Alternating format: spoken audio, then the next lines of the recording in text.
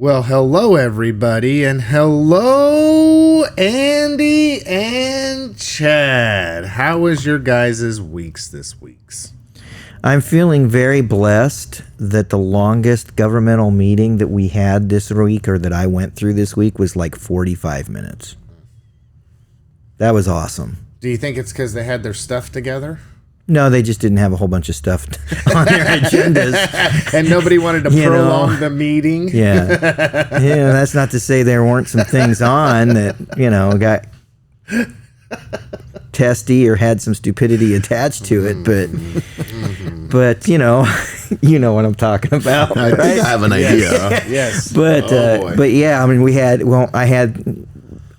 this was the week, man. I had Board of Education, so Andy wasn't there this week. Yeah.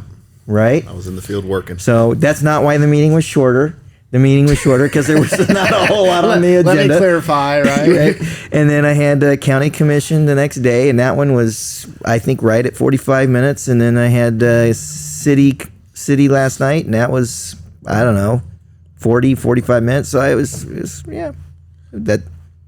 I'm just happy. You go into these things, and you don't know how long they're going to last, or most people don't. Dirty little secret.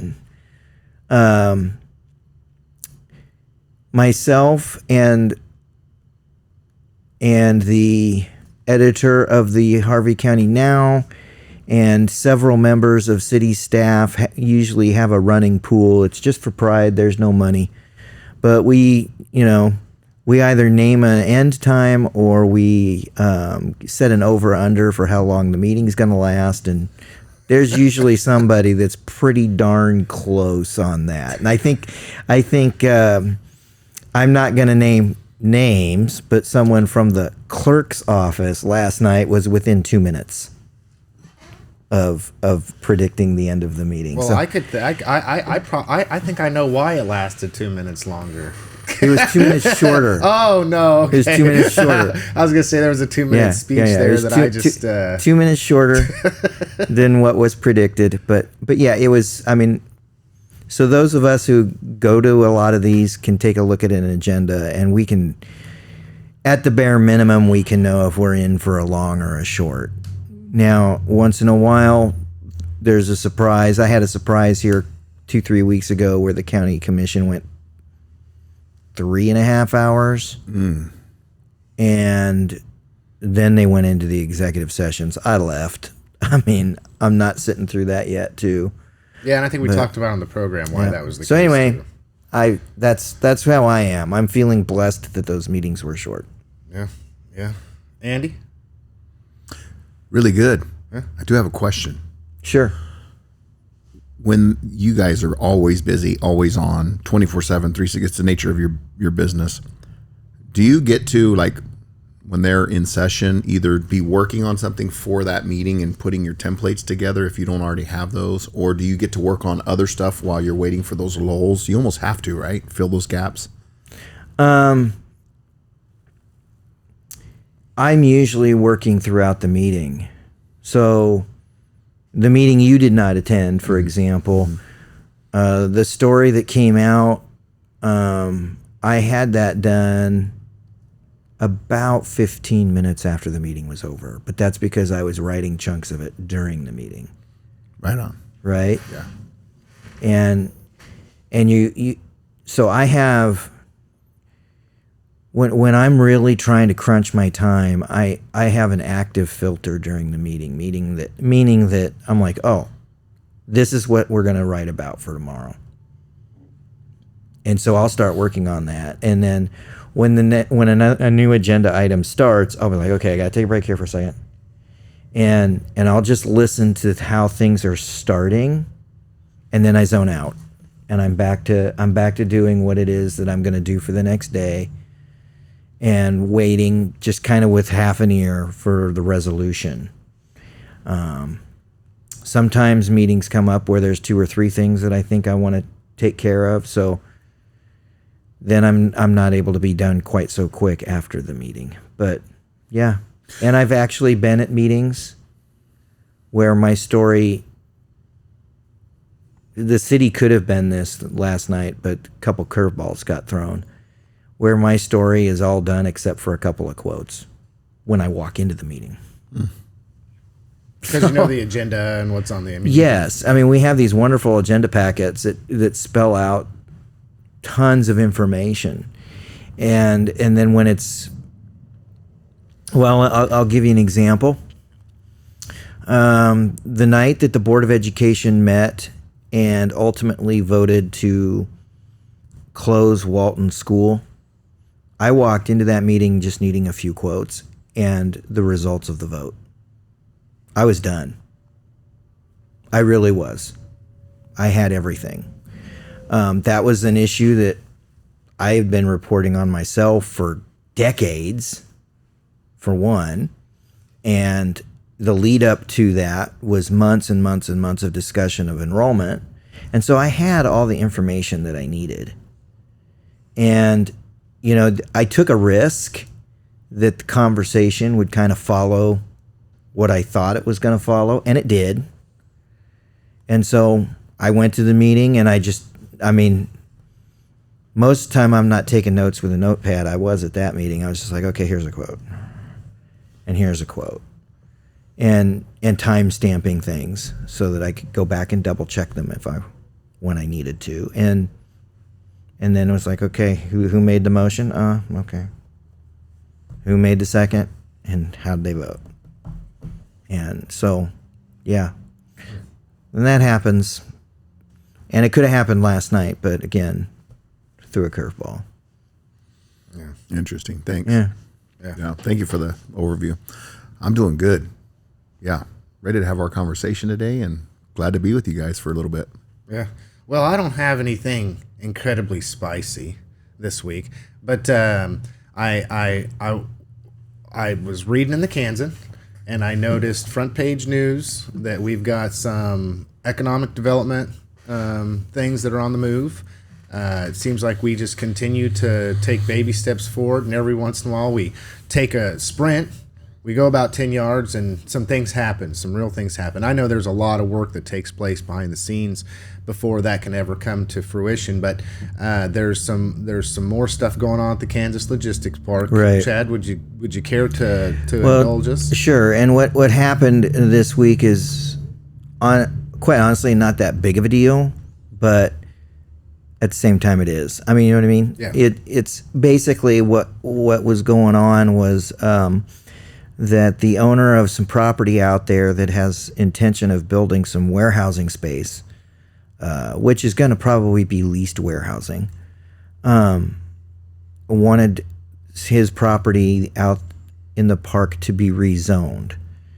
So it went from industrial to heavy industrial. And all that really does is open up the warehouse use. Yeah. So when he bought the property, we knew he was going to do this. And we knew that's what he was going to try and do. But you got to cross your T's and dot your I's. And that's what the city commission did this week. On the recommendation of planning and zoning, which supported this unanimously, after a public hearing in which there was no one showed up to complain, they went ahead and approved that rezone. So that opens the door for what's his name, Lou Rubelli, to really start moving on his project. And this is two and a half years down the road now. I think it's about 2.5 years ago that he bought the property. So stood in the city commission room and said, "You guys got a gold mine here. I want to start making use of it." And so that's what happened. Yeah, we're really strategically located, and I'm surprised that's not something that is more known and more sought after. With where we are and the interstate and Highway 50 interchange and all of that, you really can, from Newton, Kansas, ship any of your product anywhere in the United States. Yeah. And have basically like out your driveway access. Yes. Yeah, we're very well located. And, I've talked to My neighbor is one, and then one of my really dearest friends, who I don't see nearly enough, is also a trucker, and those guys are like, dude, you have no idea the location we're sitting in, and they think it's unconscionable we haven't made use of it yet, and I think they're right. I mean, because we do, highway. You start looking at highway access and where people can get to from right here, it's pretty nuts. There's like one corner of the country, I think it's the southwest, that they say that there's not real good pathway for, but everywhere else, I have a question when it comes to that. Do you guys think that comes down to sometimes the culture of a community? I mean, if I'm a business owner and I'm wanting to go to a location that I think is going to be favorable to my business, the next thing that I look at is, well, is the community going to be favorable to me? And are they going to have the employees that I need? Yeah, there's that. But also, I think I pay close attention, and it seems like, and I'm just going to say it, there's commonly a very small group of people, and it seems like it's always the same people that want to stop anything from happening around here. And I mean, I don't know if it's just me, and that's the way I see it, but it's like when the GAF plant, okay? We have some neighbors who are farmers, and they took it to the max to try to say how they didn't want GAF to be here. Well, how many businesses that look at that say, man, seems like every time we turn around, and this is something that's known, okay? And I'm not bashing Newton here, but you drive down Main Street, and we're not having more businesses on Main Street, we're having less. People talk about the fact that restaurants come here, they're here for about a year, and then they're gone because there's people that don't support it. It just appears to me that in many instances, we have nurtured a culture that does not want for there to be expansion when it comes to businesses in our community. I mean, Quick Trip came. All of the comments that I saw, there was a lot of good ones, but then there was some other ones that were, well, what about the other businesses in town?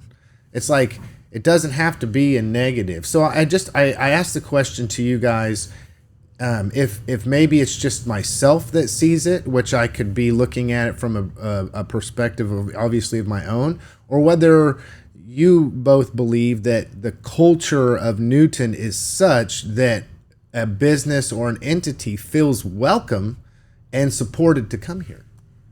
What do you think, Andy? I have a lot of thoughts on that. We're in our own little bubble here, just like everybody else is in their own little bubble, but human beings are pretty dang predictable. And I mean human beings in general. If you ever read the book 12 Ways to Kill Your Community, that first story I think comes out of Canada. Very transferable culture for the most part. I mean, whether you like what's going on there these days with the political push and all that stuff, that's neither here nor there. I'm just talking about human nature, day-to-day lives, local issues. It's unreal when you read that book. They're talking about us. The same layout, the arguments, the mindsets of people, the scarcity mindset, the people who were promised something in 1980 that are saying you're lying. They're not wrong, right? Like what we talked about last week. They're not wrong. 42 years ago. But at the end of the day, that was a whole bunch of commissions ago and a whole bunch of talking, and somebody probably did make promises that without foresight, and at the time they meant it, but you're talking how many commissions ago, how many election cycles, but that person with their self-interest is digging their heels in on that one situation, and they know that you told me. That's why we got to be very careful when we're up there and how we speak and what we do, because people will hold on to stuff. Well, honesty goes a long way, Andy. It does. You all promised to build a park where Roosevelt School used to be. Yeah. We'll get on that next week. I mean, I can. See, I got to be careful with that kind of talk. yeah, because he said he was going to do it. Exactly. Like, there's lots of examples that can be pulled out of there, but I'm going to pull that one because that was 45 years ago that somebody made that comment. It was never an actual promise. It was kind of like, maybe we should look at doing this. Now all of a sudden we've got an expectation. Mm-hmm. And the school district has not constructed a park there. And there are still people angry about it. Well, and I'll go here. It seems to me, having my last history over the years, I've witnessed a lot of people that have run for public office, especially locally, that will tell people whatever they want to hear. So if you have somebody who's disingenuous, which seems to be, no offense to those that aren't, but seems to be the status quo, which is, well, let me hear what you have to say. I agree with you. That then means I'm going to get your vote. So then all these promises are made, or all this projection has taken place. And so then people take that to heart. And then when somebody cannot do that, and it would have just been them being honest to begin with, irrelevant of whether they were going to get the person's vote or not, then this would have put a damper on some of that. But I would say that, you have people that are making promises. I guarantee you that if they get elected, that they're going to do everything they can to reopen Walton School. Let me just say this. And so then it leads people to think, well, Walton School can be reopened. It can be reopened. And these people are going to work to try to get Walton School reopened. When right now, and what I'm understanding is our enrollment continues to go down. Yes, so it does. we might very well be considering the closure of another elementary school. Maybe. So, and I'm just saying, if that's a possibility, okay? So what I'm doing is I'm speaking truth. I'm saying there's a possibility. If our enrollment continues to decline, the likelihood of Walton being reopened is getting bleaker by the day. It's not getting bleaker by the day. It's been at zero for years. Yeah, but Chad, if you elect me, so I'll do everything I can in my power to reopen Walton School. Well, and quite honestly, Lance, if you're standing on my front doorstep saying that I'm going to reopen Walton School, I'm going to look right at you and say, I'm not voting for you. But what if I was somebody? I need somebody that's going to be a little bit more responsible than that. This comes into okay now, but you're also coming from the fact that you're an informed voter. Okay, just by nature of your job, sure. You're somebody that is highly saturated. But with what's going on. Here's my point. Let's put two candidates on the doorstep for city commission. One, when they knock on your door and you open it up, they say, "I am Chad. I'm running for city commission, and I'm going to lower your water bill." Right. The next guy that walks up to your door, knocks on the door, and he's honest with you and says, "Hi, I'm Chad. I'm running for city commission, and I know that the water bill is a huge issue in this town and has been for a long, long time. I'm going to open up the books. I'm going to see if there's any way that we can put any downward pressure on the pricing and whatever else, but I can't guarantee anything." Which one's going to get elected? Well, it depends. And I think you got to be careful with these quick assessments, because I believe we have to start thinking long term with these conversations, because situations like that have happened. We've had candidates that aren't focused or in a position to lower the water bills that were knocking at doors talking about that. But frankly, a lot of people they were talking to and getting media for and all that stuff, which are people we all serve when you're in an elected position, are people that probably aren't going to vote anyways, just to be frank. And there's people that you think vote that don't. Yeah. And there's people that will rally for a candidate and never show up to vote. It's just wild how this stuff works, right? But at the end of the day, you have to remember that in 10 years from now, a lot of this stuff comes out in the wash. And those people will stand the test of time, and you'll see, because they'll be consistent and they'll keep showing up and they'll admit when they're wrong, and they will be able to move on a dime and bob and weave, knowing things change. Because even the Walton situation, there's been things that done at the state level that changed that formula. So what we were looking at possibly doing all changed. So repurposing at some time is very possible, but I don't know what that looks like. But right now, it's not the biggest elephant in the room. We have to do other things. So that is on ice while we figure out other things, and figuring out how, like, there's a group using it for other purposes. Great. They're respecting the property and they're helping cover some cost. Let's do that until it becomes something we have to do. Now, the cool thing is you hire consultants and outside agencies like we have done that take the pressure off of that internal group that maybe is starting to realize that it was too close to some, that at the end of the day, they'll take some of the feeling out of it. We'll be able to make informed decisions. And but we still got to steer that ship. They can't just come in without us giving them some kind of a guideline of what we want to see and what our top 3 goals are, so they can build their analysis around our goals.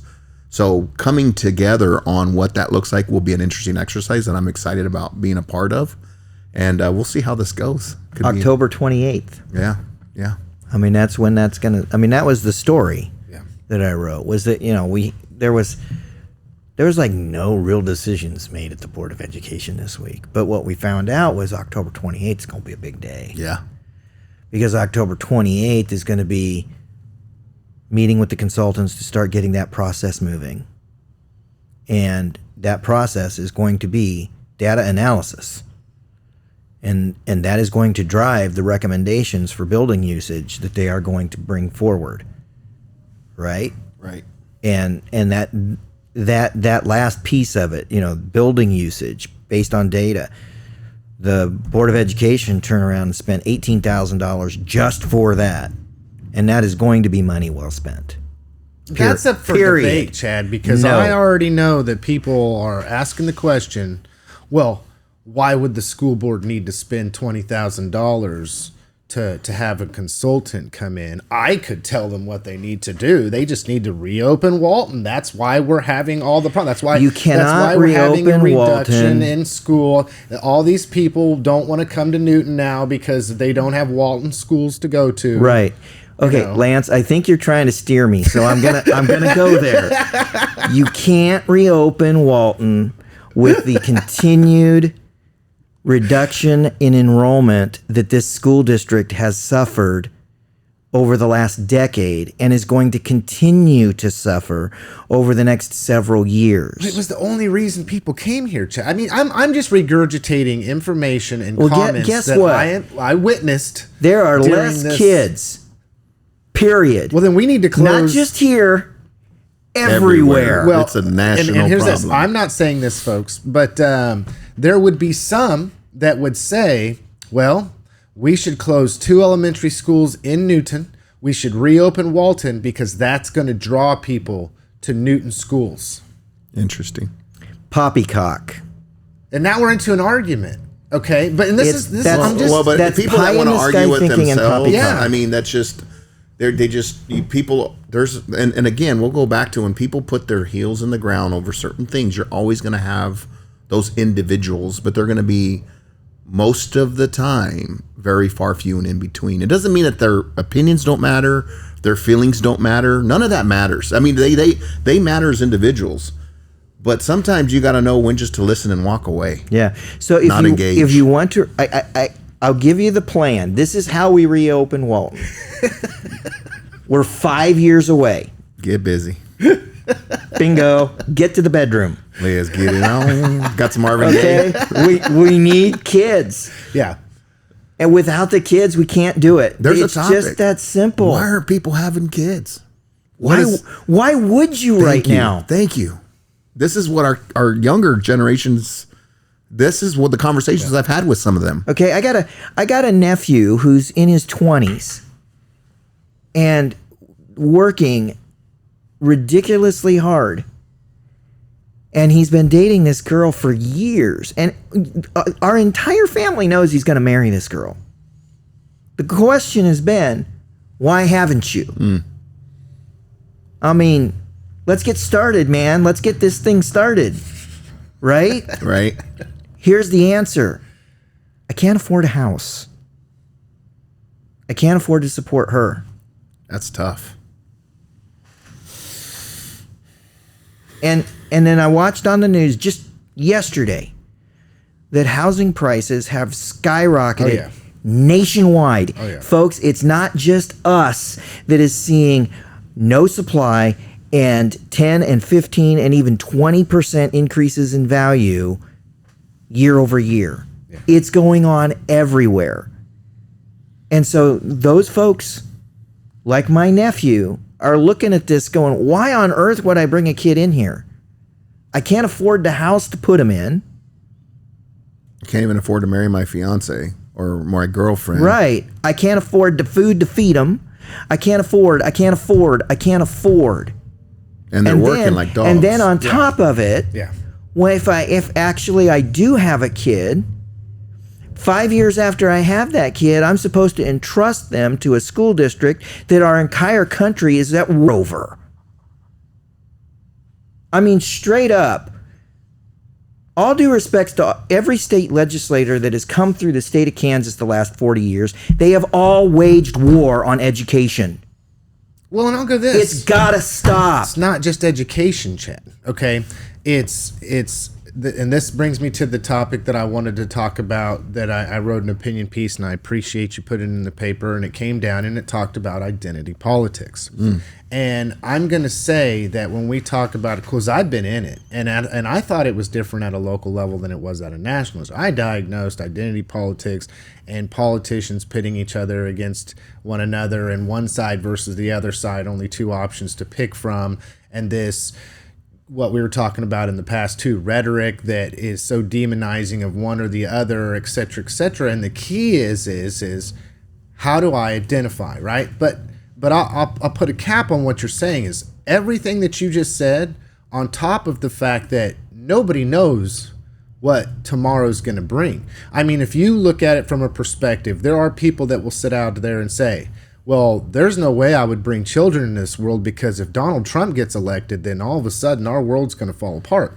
And they say the same thing about Kamala Harris. Oh, I don't want to do that. I don't want to have kids. I don't want to move on. I don't want to do this because who knows what's going to happen with the future. And the whole time, and they all do it, every last one of them, are instigating this fight and this argument, this divisive, controlling debate in which they are trying to reach people based upon how they view themselves. If I'm a middle-aged African-American man, then Kamala's for me, Trump is against me. If I'm part of the working class, Trump is for me, Kamala's against me. If I'm if I'm somebody that's identifies with LGBTQ+, then Trump is against me and Kamala is for me. And then the demonization comes to the point of we're all petrified. I believe this. Angry, petrified, don't know what to expect, don't know what's on the horizon, and the only thing that is in my opinion consistent is that both the Republican and Democrat parties will agree to mutually assured destruction at our cost. What do you guys think about identity politics? When you look in the mirror and you see yourself, your ego, who am I? What do I identify with? It's like me in the past, I was a blue collar worker, a tradesperson. Now I'm a white collar worker. I have a family. I consider my identity to be Christian. My identity is I'm a Republican. I believe in pro-gun or pro-Second Amendment. I'm pro-life. Okay, so when I have who Lance is, my identity, okay, and then you hear the rhetoric, you have one coming along and saying, well, I'm pro-life and I believe that our country is a Christian nation but this person's going to take your guns away. And this person's going to this, and this person's going to this, and this person is bad for the working family, and this person is bad for the working class. At what point in time do we separate ourselves from this demonization and demagoguery to be able to pick candidates that are not just trying to stroke our own ego, both at a local and a national level, without just realizing that there's this employment of identity politics? I know. I just unloaded on you guys, but that was a topic I wanted to talk about. I'll say something radical. As long as Facebook, X/Twitter, Instagram pick your platform. As long as social media exists, we will always have identity politics. Period. Okay? Until people start using those platforms for what they were intended for, this is where we're going to be. Well said. Period. I mean, the algorithms are identity politics. Yeah. And we are new to being conditioned, as we talked about last week, into a more finite way of understanding each other and ourselves through our algorithms. And most of us don't even know what's happening yet.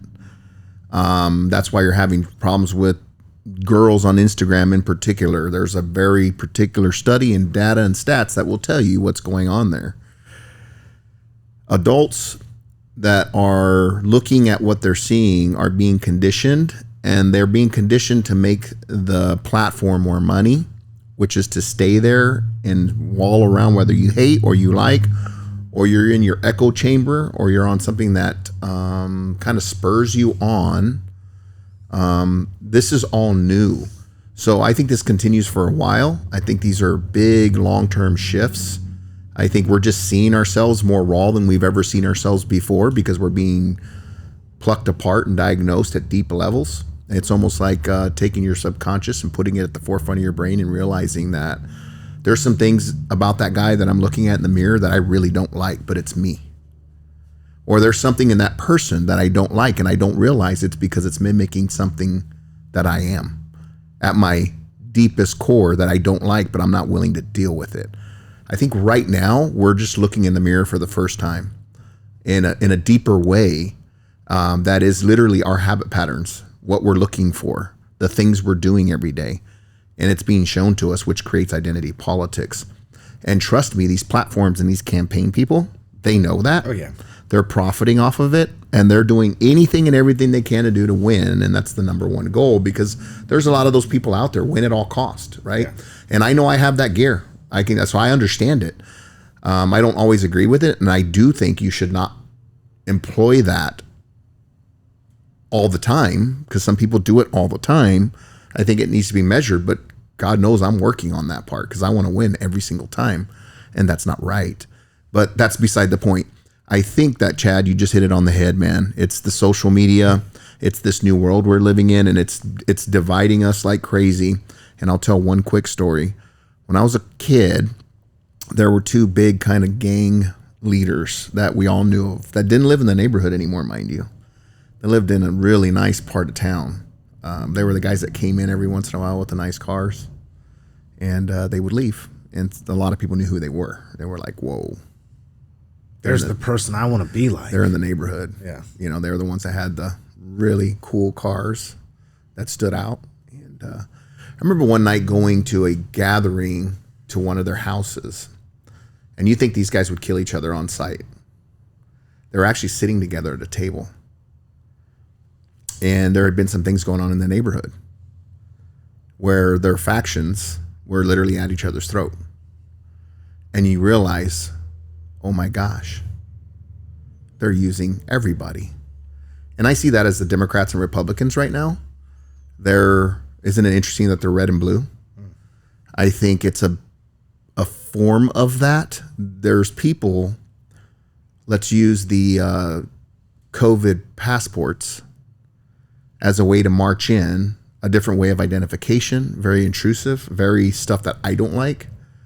But then you go to the back room and you talk and you laugh about it. And then you say, well, let's try to do it through border security reasons. So now you have DeSantis talking about doing things that's same level intrusive, but it's okay for a certain faction of people because now DeSantis is saying it. And of course we can trust him. He's the awesome Republican that's going to just protect us from these illegals. And it's the same platform that the passports were showing through the Democrats right before. They're just conditioning us to get what they want at the end of the day. Yeah. And they're all involved up there. And until we wake up and we see that we're being boiled in a pot really slowly over time, and it's destroying our relationships, and we're hating our neighbors that we don't even know, it's pretty dangerous. And I think we got to check ourselves. And I'm just not into the titles anymore. When I start really dissecting this for my own self, I do understand where we're at right now. We still have to play this game to a certain part, but eventually we got to figure out how to humanize our neighbors and love each other, even with our imperfections, to move this thing forward. Well, and I'll digress. I'll say, yes, I do agree with you that social media, algorithms, these things that we've discussed are a driving factor. But I also say that in the past, before we had this, it's somewhat similar. I mean, groupthink is a huge problem. I know that just recently I've experienced some really creepy behavior by some individuals who are in leadership positions of the Republican Party. And the reason why is because this time for the District 2 Commission race, I'm choosing to support Mark Jenkins. The reason that I'm supporting Mark Jenkins is more has to do with who he is as a person, where we can come together. He's somebody that wants to come together. He's somebody that realizes that we don't necessarily agree on everything, obviously, but instead of going at each other's throat and him being the opposition and him being the enemy, both of us are wise enough to say, okay, we don't agree on everything, but how do we agree? And when we agree, how do we work together to make whatever situation better? I've never been ostracized by this person. I've never been treated poorly by this person. We've become friends. There's an interview that I have that you're going to start seeing coming out with him. And I say it was one of the best interviews I've ever done. And I think it probably had to do with the fact that there's not many conversations where people from different sides of the aisle get together, are humanized, and then have a great conversation, become friends, agree to disagree on certain areas, and then move forward. And that in and of itself is what really compelled me to support him. But interestingly enough, people of my own party are creeping on my house, wondering why I have a sign for somebody that's not a Republican. I'm getting asked questions like, oh, I just can't believe. So what you have is you have this group of people, and we go back to identity politics here, that you agree with 9 times out of 10. Well, then they'll try to strong arm you into agreeing and towing the line and not stepping out of place because, well, that's just, so it's like peer pressure. What you're talking about right now is the absolute worst side of party politics. Mm-hmm. But that party politics has been around long before social media. That was the point that I wanted to make. And identity politics has been running on full force for a very, very long time as well. You know, if you want to talk about it, I mean, you want to talk about party politics. There's a very prominent, I'm not sure that's quite the right word. Active is a better word. There's a very active Republican that provides an excellent example of this. Okay, I'm going to go back to 2016 and to the Republican primary that was held in Lindley Hall. I watched this man. I listened to this man. I know exactly who you're talking about. I know you do. I'm not naming names on the program, but you know who I'm talking about because we've talked about this before. Yep. And when he walked into that room, he was stumping for Marco Rubio and was unabashed and was talking to anybody that would listen and even those that wouldn't, and telling them why the Republican Party needed to support Marco Rubio.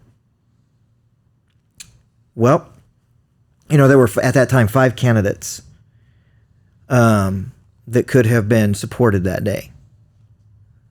Donald Trump walked out the winner. You can flip a switch. Mm-hmm. Okay? You cannot flip your light switch as fast as that man flipped. As soon as it was obvious that Donald Trump was going to be the nominee, he was all in for Donald Trump. And I heard him say some pretty vile things about Donald Trump during that primary. I really did. probably the truth in a lot of different ways. Well, yes, because what he was. I mean, let's be. I'm going to be really honest. Donald Trump was a Democrat before he ever became a Republican. Well, but this is the point I think he's making. But here's part of the point I'm making. When he was talking about Donald Trump, he was relying on the history of Donald Trump starting in the 1980s that we all know about because he's been in the media since then. He's been there. Not just that he was a reality show host. He was talking about the lawsuit in the 70s. He was talking about all of it. Everything that led up to 2016. Long before he was ever a candidate. His political party affiliation never came up. It was all this other stuff. Okay? Then he gets the nomination and he's all in. That, my friends, is absolutely party politics at its absolute worst. Yeah, I can't do that. Just because they got the label, we're now going to go vote. And we're going to support them with everything we got. Just because they're a Republican. They got the label. Or just because they're a Democrat. And see, this goes back to interesting stuff. Recently, we've heard about, we talked about it, the rhetoric and the demonization and going. And now we're at this breaking point where people are trying to use political violence and against candidates. Okay. We the Ryan Root thing, that second attempt on Trump, and that's argumentative at this point in time. But getting into, I was looking at some of the updates that had taken place with Ryan Ruth or whatever, is how they're going to charge him and how they're going to move forward. And I noticed that it turns out that the Harris campaign office was damaged by gunfire in Arizona. So to say that, I'm just going to be real here, okay, because I'm not a hypocrite, that Donald Trump is the only one, or Republicans are the only ones that are incurring violence based upon their political beliefs, it's not a true statement. It hasn't been a true statement for a really long time. People were taking pot shots at the White House during the Obama administration. It hasn't been true for a very long time. And for those that want to say that it's only Republicans, I think Gabby Giffords would love to have a word with you. Mm. I have heard that over and over and over again, and every time it makes my blood totally boil. So how do we get to the point? Now this is the meat of the bone of what I was wanting to talk about today, with what happened with me personally, what's happened I've seen at a national level, what I've seen. I mean, me locally, state, nation, and then internationally even would be the next thing that I want to talk about is how do we change, and I believe it's a culture, how do we begin to humanize other individuals? I mean, I have neighbors that clearly let me ask you this, believe the same things that I do politically, and you know what? We don't have problems. So let me ask you this. When you see statements like it's only Republicans who have come under fire, where's that coming from? Exactly. Well, that's that one group that's trying to push that. That goes back to what I would say. I would where say it's pretty is it safe coming to say from? It's not CNN. Is it Fox News? It could, but see, that's the thing. This is how it works. This is how it works. But seriously, have you heard it on Fox News? I haven't. Oh, honestly. as far as I have not either. But no, I have not either. I'm getting to a point here. Have you heard it on MSNBC? Have you heard it on OWN? I don't watch OWN very much. I don't know what it is. But where is this coming from? It depends, and I've got an answer for you. It depends on who's driving the bus. There is truly a situation that we've deduced ourselves down to, and it's what we talked about on our conversation last week, and it did get a little bit heated, but all three of us have to sit here at the table. That was heated? We were just getting warmed up. Come on. Well, people were commenting. I mean, at least one person commented and said that's they were good. Well, we got to turn it up even more. I was like, what the heck? But go Chad. But this is what I took away from last week's program, and I think it's important that people take this way, and I think we have to look at ourselves deeply and say, if we all didn't come to an agreement last week, which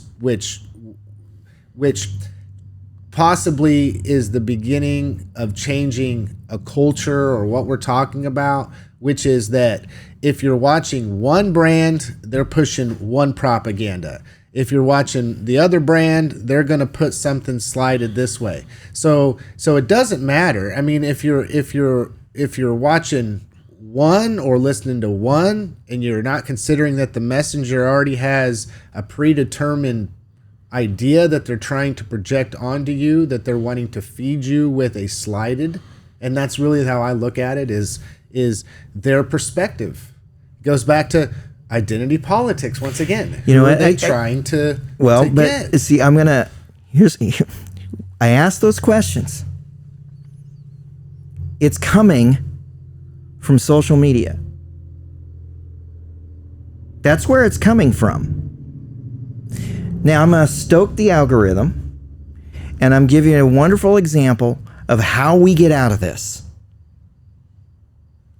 I'm a Caitlin Clark fan. She's awesome. She is. And you know what? There's a whole bunch of people out in the world that just need to deal with the fact that I'm a Caitlin Clark fan. Or we can't be friends anymore. You're going to have to deal with the fact. You're going to have to deal with the fact that I'm a Caitlin Clark fan because I like to watch basketball. You're going to have to deal with the fact that I'm a Caitlin Clark fan. I'm not a member of the KKK. I really don't like Donald Trump. Oh, by the way, I'm also a Christian. So there's all these things that you're just going to have to deal with because I have the right to all of these beliefs. One of those things did not agree with me. You're done. Exactly. Yes, that's right. I was going to say, I'm making notes so I know what to Isn't go. that wild? Here's where I'm going. That's how we are. Here's where I'm going. Last night, you know I didn't sleep last night. Last night, I muted the term Caitlin Clark on X. I said, I'm not doing this anymore. I have had enough. Flooded. Okay? So now when I want to know what happened with Caitlin Clark, I'm going Google, I'm looking at the box score, I'm checking if the WNBA has posted highlights. And all you all that think that we have to have a race war over this little white girl Who can play ball like Larry Bird. suck it. And the reason that I went there and the reason that I did that is from the other night's game. I couldn't watch. A lot of them I can't watch. And I was curious. And so I went where I was always going. I went to X. And the first thing that pops up is video of a foul that happened on her in the first quarter of that game against the Sun, where what's-her-name Carrington ended up gouging her eye. So Okay, that's not the highlight. That's not the video highlight I want. yes. That's not what I want. I want to see her hit that 35-foot jumper. That's what I want. Yeah. I don't want that highlight. And the reason I don't want that highlight is all the crap that comes with it. We still today, this is Thursday, we still today, well, early this morning, had people debating whether or not that foul was intentional and whether or not it's a racist act or whether or not it's discrimination because Caitlin Clark is straight and the person who fouled her is gay. Enough. Yeah. They're going to find it. They are. And everybody on both sides of this thing have been dug in for months. It's not going anywhere. No. So if we want to get out of this crap, we have to start unplugging from that, which is exactly what I did when I muted it. I said, I'm unplugging. I'm not dealing with this anymore. But your average everyday person, and I hate to say it, it's the culture, it's the nature. I call it the nature of the beast, okay? Because that's what it is. Our human nature is, I want to see it. I want to partake. I mean, like if you watch your social media long enough, There's a group and a I got personality something. type. Yeah. I'll say it. I'll say not a it lot. as bluntly as I can say it. Okay, wake up. Enough's enough. You are being manipulated. Wake up. not me, Chad, not me. No, me. hold You on, know? hold on. Not me. Fox News is right down the middle. Yes. Yeah, whatever. So is CNN. Right down the middle. CNN is rated much closer to the middle than Fox News ever will be. Here By we who? go. By CNN? We digress. There are multiple organizations who do that work. And I bet they all say ABC, NBC, and CBS are closer to the They middle. don't have anybody in the middle. They don't have anybody in the middle. Oh man, They're And- just okay, as close okay. to the middle as you can get, but they got I'm gonna nobody be there. sending you some information soon. But okay, so let's go here. Okay, then that leads us on to the conversation we had last week that we're bringing over this week, and what I was talking to Andy about before the thing. It's like, man, I'm searching things and trying to get information, good information, about what's transpiring and what's not transpiring across the globe, and it's all just it's painful. It's painful. Okay, I'll throw out a few real quick before we get on to the one I wanted to talk about here. But, okay, did you know that we're going to have a second moon orbiting the United States for, I think, about 2 months? You guys didn't know that? And guess what? There's so much talk about this, and guess what you won't be able to do? You won't be able to see it from your naked eye or from a telescope. Is that relevant information to anybody? But it's a hit piece. Okay. Then, because I'm always watching sci-fi stuff, solar flares and stuff, and the sun is so active, and there's all these solar flares, and their solar flares, and their headline is all of this stuff is getting disrupted, and our radio communications are down, and it could knock out our satellites, and then it turns into the next time I look at my phone is solar flare going to end the world, and it's from this far off. I mean, anything can be published. And this brings me to this. Okay. Russian-Chinese Arctic war games spurn U.S. response as Alaskan officials warn only strength can deter crisis. Okay. When I first started seeing this, all right, it was multiple different news sources, and they were making it sound, and I mean making it sound. They were just telling a portion of the story.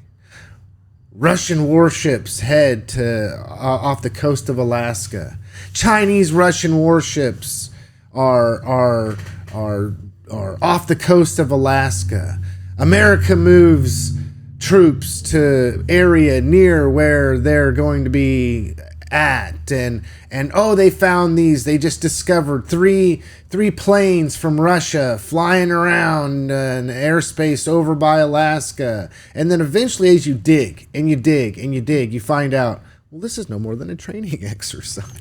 Of course, it's only a training exercise. It's only They had me 60 thinking miles. They had me thinking that we're under attack from China and Russia. It's only 60 They're miles. going to take over Alaska. What would happen if they took over Alaska? That was one of the articles that came up. Fear. Well, Fear. it just depends if BlackRock's hooked up with Jimmy John's, and then they put in your food with the water source some pixie dust from Nicaragua, The from ashes, the mental institution, the ashes of Jimmy Hoffa. Because really everything's connected. So you could get down rabbit trails, and not that a lot of this stuff doesn't come out. You know, look at the COVID situation, and it's like, man, that talk about There's some conditioning at the distrust next in level. government there, isn't there? But there are things that are going to be like conspiracy theories. They're real sometimes. But man, people can connect things to such an unhealthy level these days. And I watch people live in fear and in angst all the time. And a lot of these people, they hear pieces of it and they don't really understand how it works. And it's usually our older 65 and up group, just straight up about that, that they don't really understand. And they start filling in the gaps with their own paranoias and their own indiscretions, and because that's what we all do that, right? We want to make sense of it, so we're going to fill the gaps in with what we have and what we know. And it just gets super unhealthy, which is causing mental illness at next levels. I'll tell you, you guys brought something up. And the thing that drives me nuts on some of that is the calling out the BS doesn't work. No, it doesn't. No, And here's I'll give you an example. Okay, it was only 4 days. Yeah, 4 days after the XL shooting that some of the conspiracy stuff started on YouTube. And I took on a couple of them. I'm like, dude, I was there. I saw the bodies. Bam. So don't give me this nonsense. Okay? And of course, I was just part of the big bad liberal media. Right. Right? Yeah. That's the tool they use to discredit the fact that I was there and saw the bodies. And you're a local guy. Yeah. But you're getting put into the big mixer. I'm 7 miles away from where this occurred. And all that liberal media that you guys are saying is horrible descended on this place and chewed me up and spit me out because there wasn't room for me to breathe. But I was still doing my job and I saw this stuff. Okay? So when I think it was Michael Schwanke broke who it was, he had a photo and he showed it to a worker and they're like, yeah, that's him. I was standing just 50 yards from that and watched it. Everybody was sitting at home watching it live on TV going, oh my gosh. And I was sitting there going, that's great work, Michael, but it's not your work. So as I'm calling these people out, they're basically saying, I don't care. We're going to say what we want to say regardless. They were in it. They're from Indiana. You know or what they somewhere were in their little yes. pocket of and they were in it for two things. Number one, the fact that they're batshit crazy. There's that. Yeah. And then there's the clicks and the money. Yeah. Okay? So even when you call this stuff out, nothing is ever going to happen. Yeah, the hard thing is when people are provocateurs and they're making money off of it, and some of them are crazy. And it's hard to tell them apart. But they come across as level. Well, because you only even-keeled, see him for 15 seconds. confident as heck. Yeah. You know, they're delivering their message, and you're going, "Oh, that guy's got to know what he's talking about." Because they look at themselves in the mirror and are like, I am Lance Gormley. I am the best. I'm the awesomest. I'm Harvey destroying County's So, top. you know, coach. It's out there. I mean, yeah. It's insane. It's insane. And now and then I go back and try and I see if I can find that still, and some of it is still there, and I message them because I'm so fed up with this. They show a picture of our police chief and call him an actor. He's still the chief. Yeah, but here let's tie this to what's going on. So got the point. Man. But there's people that we deal with here in our own backyard, and this is where it brings it back local, because that is real and it's happening. But they will hear from a friend that they saw something that said this, and they connect it in their own brain with some other conspiracy that may be halfway true or hasn't flushed itself all the way out yet, but they know it because you got to be first, you got to be ahead, you got to, and it confirms their biases and their stance and their whatever they have, that trigger that they want to believe what they believe and only what they believe. And this is what's causing this. You have to do and walk this walk just like this. If not, you're gone, you're out, which is what happened to me around here with both political parties. Groupthink. And I'm just not that guy, right? At the end of the day, it's like, if you're not willing to debate some things, and I know some of the stuff that you're saying is not all the way on point, and I can see pieces of it that are legit, it tells me that people are just confused and they don't know how to get information. Some of these people don't even have phones, for God's sake, but they'll have and tell you and regurgitate all the information you're going to hear if you watch Fox News for 5 hours, that they'll continue to repeat for 2 weeks before they get the next big blast. And they cover it 100 different ways, but it's the same concept and the same story. But these people watch it with no nuance and no change, and they're conditioning them at a very deep level. CNN's doing the same thing. Frankly, most Americans will poll you and tell you it's worse. And Fox News is bad enough, but CNN is the same way, and it's doing the same thing. And you're watching this, and you can see people who listen to one like a religion and listen to the other like a religion and think the other one's lying. And a guy like me is going, they're both full of it. They both have agendas. Yeah. And you guys are pawns in their game, just like the Democrat and Republican Party at the national level. But that goes back And they're manipulating us at a ground floor at levels that are just unbelievable. And if you want to stop it, step outside, go meet your neighbor, find out what makes them tick, and I bet you're going to be a lot more alike than you are different. Just number one, quit watching the nighttime hosts. Well, it's just critical. Explain that to us, because a lot of people don't get this. Explain the opinion piece. A lot of people don't know this, Chad. You're in the industry, so I know it's shocking to you. And that's the problem. Stop watching it after about 5 o'clock. Our time. Just stop. Because what you're getting when you're tuning into, and pick one. Give me a name. Kelly McEnany. Okay. She's a famous, popular one. A lot of people love her. I like her. Yeah. But where'd she come from? The White House. Yeah. Mm-hmm. How about Sean Hannity? That man's a crook. Okay? He has actually committed fraud. Did you get that? What about Joy Behar?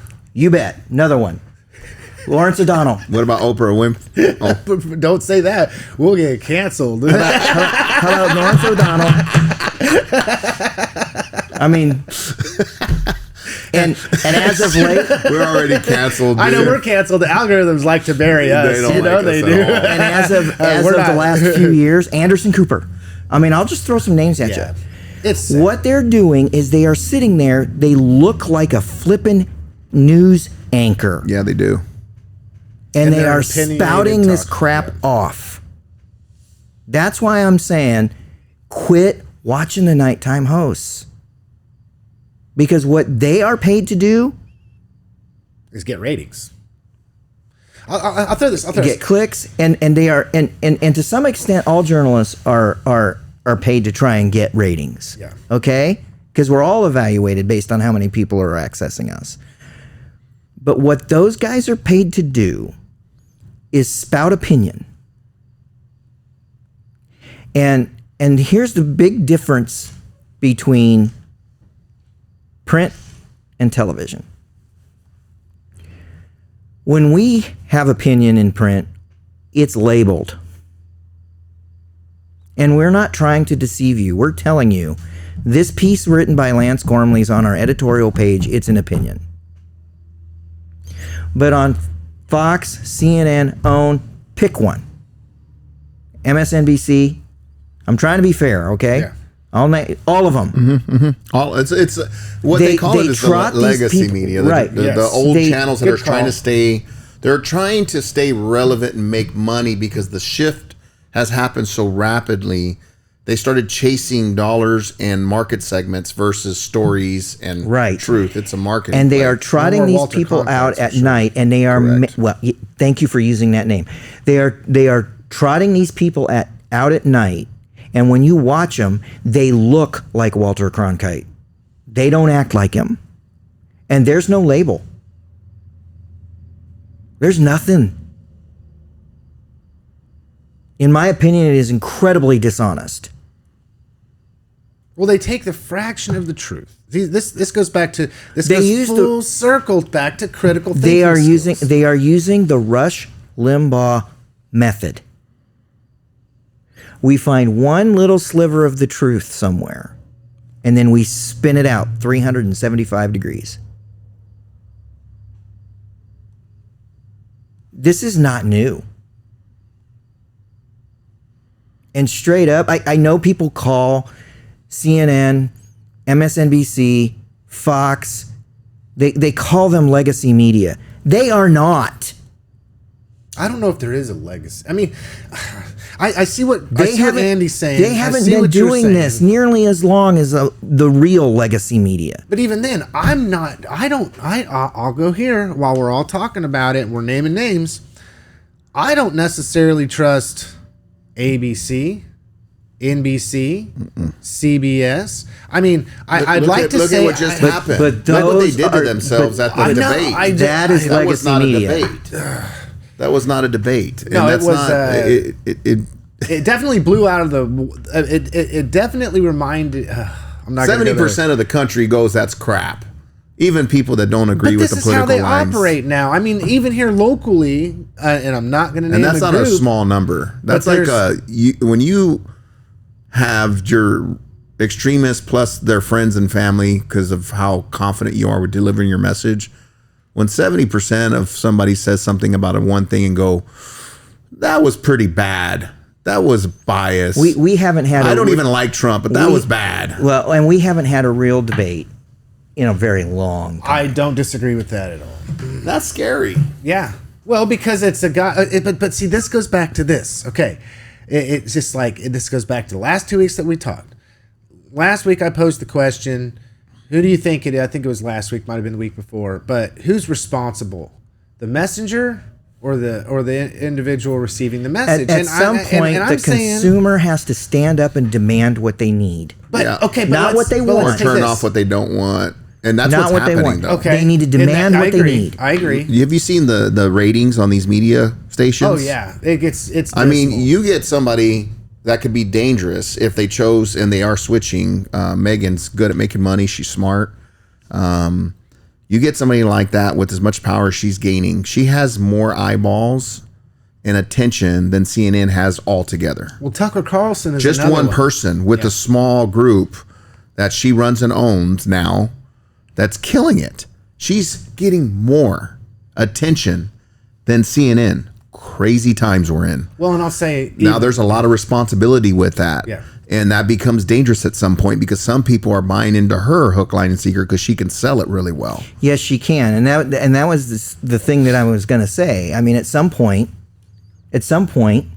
who holds her accountable?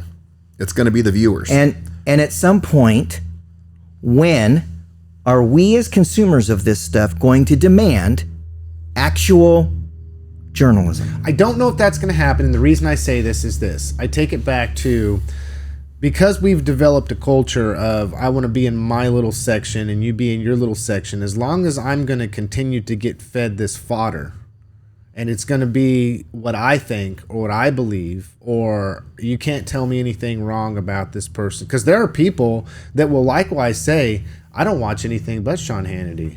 Because and it goes back to this. He's the only one they trust. Yeah, and it goes back to this identity thing. It goes back to an identity thing. I'll tell you this. I'm going to give Sean Hannity one flower, so to speak. The man has never claimed to be a journalist himself. He has flat out said, I'm not. So I'm going to give him credit for that. But I'm going to ask, at what point do we demand that these networks hire actual journalists? Well, if they could be as good as Whoopi. I mean, yeah, if they could do it like The View, they could get 4 people on there. I mean, the accuracy. I mean, that's flawless. I'm available. You just got to pay me. Okay? I don't think I'd be well received on The View. Probably not. Hey, because I'm not a group thinker, and that's the thing is we laugh about it, and it's going on. And that everywhere. is hypersensitive. It's like Jim Carrey was so great in his era because he found out that his niche was overacting. Yeah. And he used it with his artistic gifts and his brilliance and his bend, and he was just built for it. Once he found that gear, how much did he do? I mean, he just reworked storylines in different ways, but it was his secret sauce was overacting. Yeah. So when you watch him, realize that it's intentional. The View, to me, as an example, is people that even wild thinkers understand they're coming to hear themselves and what they think be validated. Yes. But it's the sounding board. Yeah. But that is what has happened to these media outlets that have lost journalism and have lost what it really means to bring us the news. And a lot of our people are going to those stations still thinking that's happening. And it's been run amok for a while.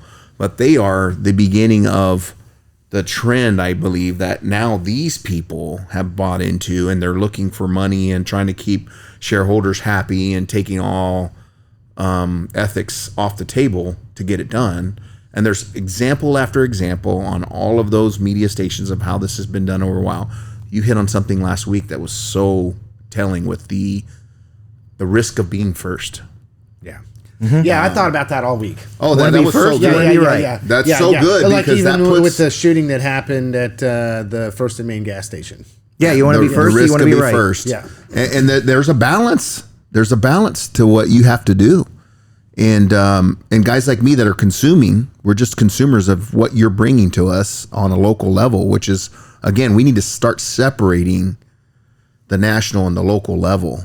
And I don't think we've done a good job at that. I hope this is getting through to people. Yeah. That we want, without Chad and your other people in this community that do local journalism and the focus on that, we should try to support that to the best of our ability. Because once we lose that and we're left to X, so you got to realize that X is a highway where they're going 95 miles an hour, and it's wild. Yeah.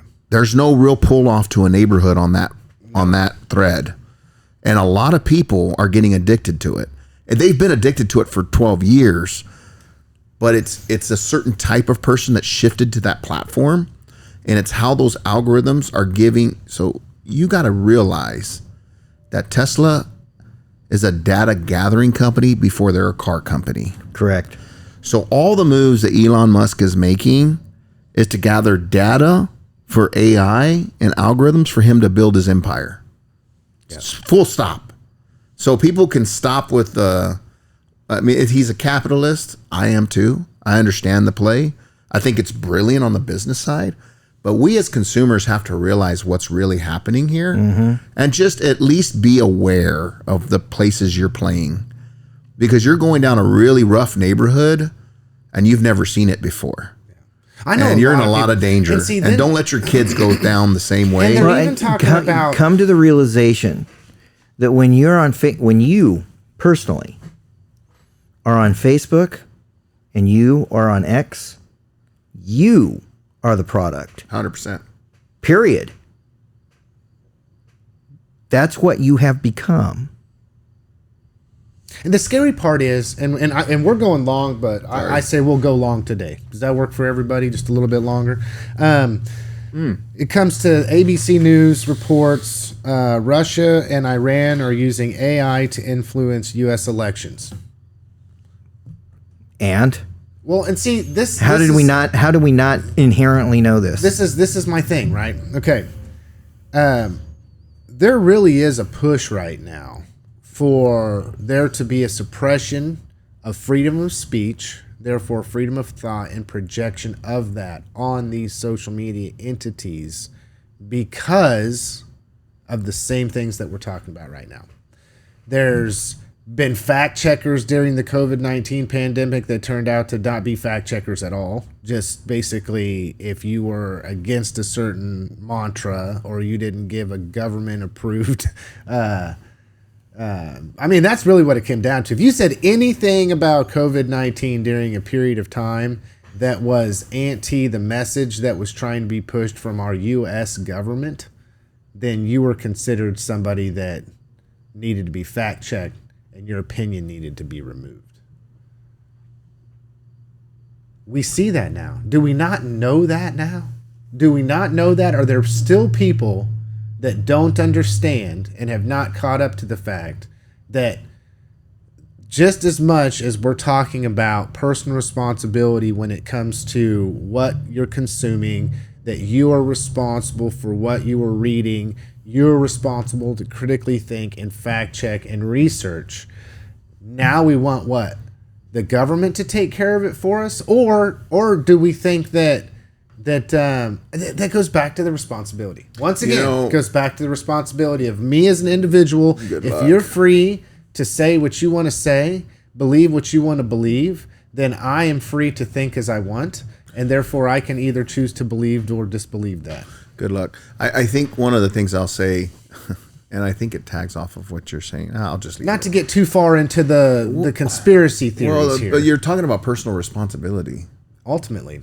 And I agree to a certain point, but at the end of the day, I mean, that's just not going to happen. It's being too hopeful. I just think you go to casinos, and the connection I wanted to make, and I hope this makes sense, is those casinos that you go into when I'm in Vegas for work, and I walk in those majestic, amazing pieces of art, a lot of them.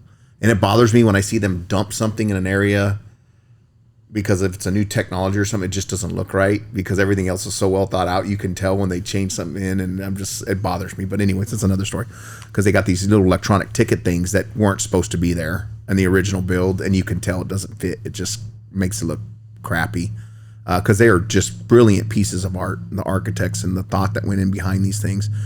But they don't build those places because people are responsible. Correct. And if you think about the majority of people in that casino, I know the game. I'm not going to get hustled. Sorry, I'm a street kid. And so I have my rules. I stick to my rules, and I'm trying to hustle the hustler in my own mind. And that's my own game, but I play it on purpose to keep myself in check. But you'll have people that go in there and withdraw $1,000 that really don't have $1,000 to spend, and they believe they're going to win. Mm-hmm. And they go hit those machines, and the deck is stacked against them so hard, but they go through it, and they end up doing what they do. And it's the majority of people, because those places aren't built because people do their homework, or they're not strategic, or they're not ready. They're in the moment. They're on vacation. They're in their feelings, and they heard a story once, and they're going to go live that story out. Going to win that $1 million. And it's attractive. I mean, the sounds, the oxygen is being pumped into the room. Everything. Let me give you colder. I'll give you an example. Yes. Many years ago, I went on a cruise with a good friend. It was right in the height of the Texas Hold'em craze. And during that time, I was playing live tournaments, not online. 2 and 4 tournaments a week. Learning. There was no money involved in those tournaments. I go on the cruise, there's a low stakes table. Buy-in was $5. I stood and watched that table for about an hour, and then a seat opened up and I sat down. I handed the guy $10, which was double your minimum. And the dealer looked at me and says, "You've been watching for a really long time." I'm like, "I know. I'm about to clean this place out." And he goes, "Oh, confidence." An hour and a half later, I had cleaned them all out. And I had enough money, cash money, to pay for the cruise. I cashed out. He's like, "Dude, how'd you do it?" I'm like, "Do my homework." And he goes, "Well, would you think you want to learn how to play something else?" And I'm like, "Well, I've always wanted to learn how to play blackjack." So I went into the casino because the poker tables were not in the casino. Mm-hmm. I went to the casino, I sat down, and the next thing I knew, I had lost everything. I didn't know what I was doing. I mean, that dealer was very patient with me. They were like, "When you touch the table here, that means I'm supposed to give you a card." Oh, dang. Oh. Well, I'm at 20. And he goes, "I'm not going to give you a card because you don't know that." Okay. All right. But I lost it all. Good point. Every dime. Because I didn't take any time to learn anything. At all. And now, you go to 2024. It was 2021 that sports betting became legal in Kansas. I signed up for all of those. Every last one of them. And the reason I signed up when I did is they were giving away a lot of free bets. Now, that's not money. And conditioning. That's free bets. And I turned all of that into cash. I'm still playing on that, by the way. But most of my friends who's made the statement that I'm going to sign up and I'm going to use the free money and then when that's gone, it's gone. None of them are playing anymore. None of them. What's that tell you about casinos? What's that tell you about gambling in general? Well, it's not made to make money except for the business. The house wins. All the time. When you're dealing with social media, the house is going to win. It's always going to win. You might think that you're winning by going out and raging and trying to win this keyboard war, but who's really winning? Elon's really winning. 100%. Mark Zuckerberg's winning. You bet. Bezos. Yeah, because Yeah, every time those there's two guys- conversation, 3 engagements, those guys 5 are winning. engagements. Yeah, You're not, yeah. because you are the product. Okay, on a It feels final good note. to pull that lever, though. Yes, it does. Well, this idea, ego is a crafty deceiver, and I got to say this: when people wake up, this might be my cap to everything we talked about so far, is that there really are people that will lie. I don't know if it's news to anybody, but people lie. People will lie about other people. People will lie about you. People will do whatever they can to forward their own interest. There really are people out there that are like that, and you need to be careful that you don't just believe everything you see and everything you think, because you may be wrong, I may be wrong. There's always got to be room to correct our own thinking. You always have to be open-minded enough to realize that there's quite possibly a potential that you could be wrong. Agree? You feel Sure. agree with that? Okay. One last thing before we give our final word, and I wanted to cover this, but we've been talking a lot about electronic devices and stuff, right? Well, be careful, because here's a conspiracy theory for you guys. I bet you in every single telecommunications device that you have, there's somebody on the other end that can push a button and it can blow up in your face and kill you. Just like what's going on with Israel and Hezbollah right now. What do you guys think about that? Is this the whole don't drive a car that's old, newer than 30 years old or something like that? All I can say is going to wipe it out. all I can say is It's possible. Yeah, all I can say is I was reading about it, and it's funny that we didn't get there. Maybe we just weren't supposed to. But there was 2 different days where pagers and cell phones and walkie-talkies all across this Hezbollah terrorist organization were exploding, and these people were dying. And I think they said in the end, like 3,000 people were injured and dozens killed. Okay. How that comes to be only made me think, man, I looked at my phone and I thought, wonder if somebody could push a button. Is there some C4 in my iPhone? My phone. I'll could tell go you that into- just use earbuds. Don't put it by your head. Don't put it by your head. Hey, and you know what? Might lose a hip or your butt cheek, but you'll be all right. It'll say Andy's calling. I'll pick up the phone. Boom. So you're saying I need to use these? Yep. There Okay. you go. Keep it away from your head. Everything else you mostly can fix. I'll say this. It's a wild, wild world. My final word is that it's a wild, wild world out there, people. And you better have your eyes wide open. And you better realize real quick that not everybody that comes into your life is out for your own best interest. Maybe they're just out for theirs. There's quite potentially people, in fact, I can guarantee you, especially when you're concerning politics, are going to tell you whatever they think that you need to hear to be able to get their vote. Truth be damned. Truth be damned. Andy, what do you got? Yeah, it's this is fun. Thank you guys again. I really enjoyed those topics, and I'm looking forward to digging a little deeper and maybe having a pre-check of things like our own little agenda of where we can kind of hustle up some conflict between us and do it in a way that's caring and challenging and it grows each other, and hopefully somebody can tag along and grow with us, and we can create our own little group of followers and listeners that's optimistic, that believes in the future for our kiddos and our country. And most importantly, our backyard, our town, and our community, and our county. I mean, because this is what this is for, right? This is what we want to do. Chad, we want to help grow journalism and grow your book of business, but we also want to grow our own communication opportunities to grow this community and build up leaders. And for me in particular, I just really have an interest in building young people and giving them tools to navigate this world that's changing so fast.